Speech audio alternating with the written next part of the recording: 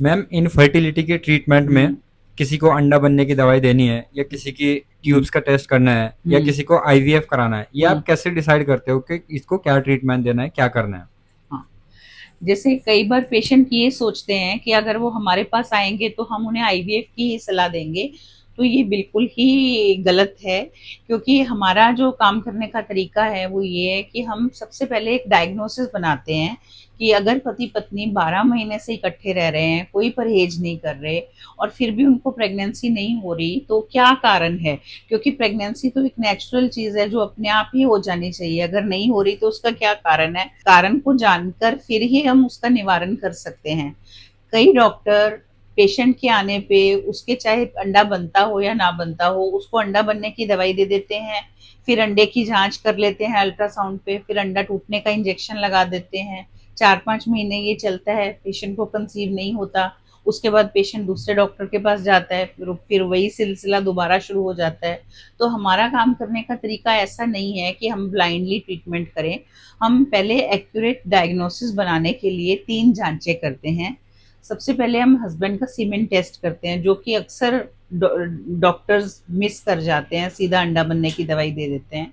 तो हम हस्बैंड का सीमेन टेस्ट करके देखते हैं कि उसमें शुक्राणुओं की काउंट और उनकी मोटिलिटी और उनकी शेप वगैरह सही है या नहीं। अगर कोई प्रॉब्लम है तो उनको उसके हिसाब से गाइड करते हैं। और दूसरे नंबर पे हम वाइफ का अल्ट्रासाउंड करते हैं। अल्ट्रासाउंड हम तकरीबन मेंसेस के पहले दिन से 11वें 12वें दिन करते हैं।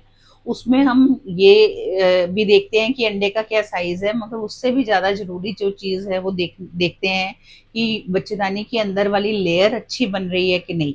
कई बार वहां पर पॉलिप पड़ा होता है और उसको किसी ने ध्यान ही नहीं दिया होता और उससे के कारण बच्चा नहीं ठहर रहा होता। तो ऐसे केसेस को फिर हम हिस्ट्रोस्कोपी की एडवाइस करते हैं। और साथ ही हम हस्बैंड वाइफ दोनों के कुछ ब्लड टेस्ट करते हैं, जिसमें कि दोनों का काला पीलिया, HIV, शुगर, ये सब टेस्ट करते हैं, जनरल टेस्ट। ये सारे टेस्ट करने का कुल खर्चा मतलब हस्बैंड का सीमेंट टेस्ट, वाइफ का अल्ट्रासाउंड और दोनों के ब्लड टेस्ट 3-4 हज़ार में हमारे सेंटर में आराम से हो जाते हैं। उससे हमें समझ में आ जाता है कि ये केस किस तरह का केस है। अगर हस्बैंड के स्पर्म काउंट बहुत ही ज्यादा कम हो तो हम उनको दवाई तो देते ही हैं और साथ में हिदायत देते हैं कि अगर दवाई से काम ना बने तो हमें टेस्ट ट्यूब बेबी यानी कि इक्सी करना पड़ेगा। और फिर हम 2-3 महीने दवाई के बाद अगर उनको रिजल्ट ना मिल रहा हो या पेशेंट अगर जल्दी करवाना चाहते हो तो आईवीएफ ट्रीटमेंट करते हैं। अगर थोड़ी बहुत कमी है तो दवाइयों से ठीक हो जाता है। थोड़ी अगर मीडियम सी कमी है तो हम आईयूआई की सलाह देते हैं। और अगर वाइफ के अंडा नहीं बनता तो उनको अंडा बनने की दवाई देते हैं। बच्चेदानी में अगर कोई प्रॉब्लम है तो कोई दूरबीन से जांच की सलाह देते हैं या दूरबीन से उसको ठीक करने की सलाह देते हैं।